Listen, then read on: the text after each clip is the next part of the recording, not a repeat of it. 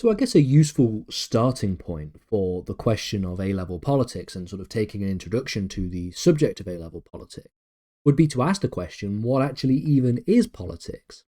And to ask a number of other questions as well, like what is in fact government and what is the state?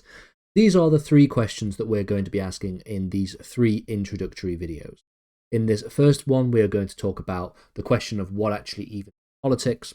In the second video, we're going to talk about what is government. And in the third video, we'll talk about what is the state and looking at delineating each of these three things.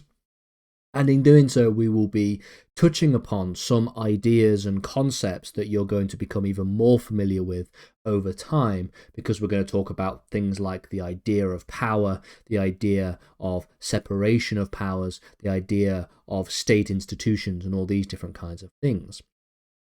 So, you are a student of A-level politics. You are probably a very new student of A-level politics if you're watching this introductory video.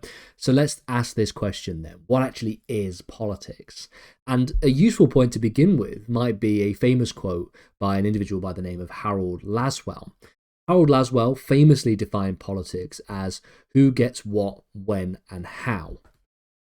Is this a good definition? It's a quippy definition, it's a short definition, it's a very easy to understand definition, and it's a definition that highlights a number of different things that we would definitely call political. So it highlights this idea that politics concerns the distribution of resources, for example, who gets what. Also the idea of influence and authority among individuals and groups. It's talking about how people get certain things, maybe as a matter of policy. It might be the case, for example, that we can all agree that everybody should have healthcare, let's say, but how do they have healthcare? Do they have healthcare as a sort of universal basic service, as a sort of nationalized system that we have in the United Kingdom? Or do they have to have health insurance? Is it a private system like you can have in the UK, or do you have to have insurance like you have in America? This is an example of the sort of how question.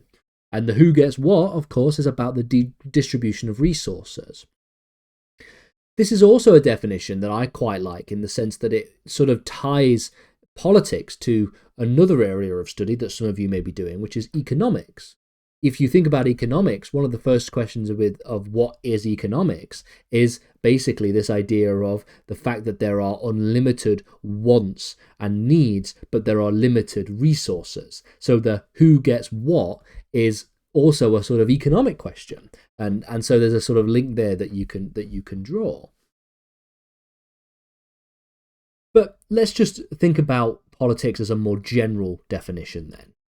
Politics fundamentally refers to how power is organized, how power is exercised, distributed, and contested within society. That's a more generalized definition that incorporates a number of different ideas and theories and processes. Politics exists at all different levels of society and different features of society. It exists at a sort of familial level, in a neighborhood level, workplaces and university levels. It exists at an international level. So some of you might be studying geopolitics or global politics as part of the Edexcel specification.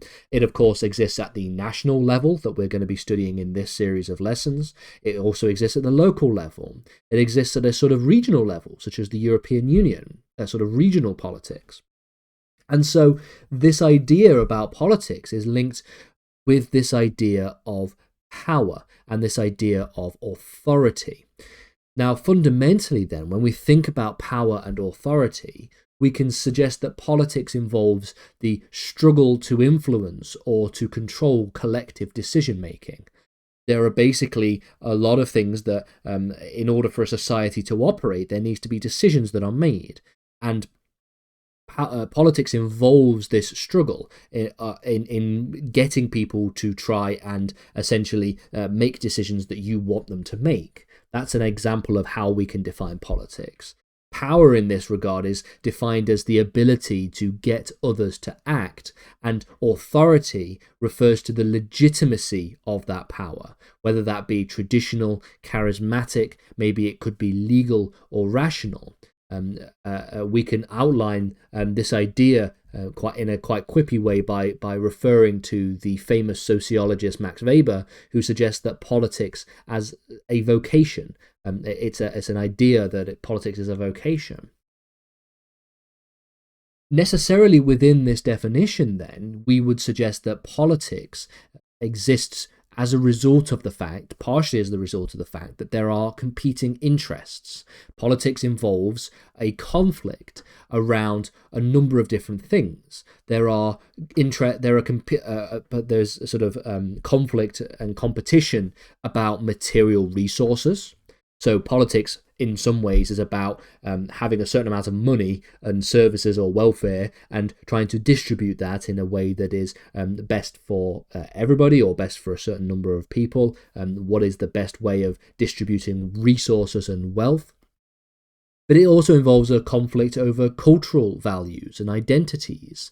So things like gender rights or the environment or immigration. These are all political ideas that are partially to do with material resources, but may also be to do with identity resources. The idea and the sort of the tussle and clash between, for example, values that might be deeply conservative in terms of religious values versus more progressive values on things like LGBT rights, of course, are very, very important as well. How these issues are interpreted and communicated can be seen through the ways in which politics is narrativized and framed in certain ways. This can help shape public opinion and influence certain outcomes.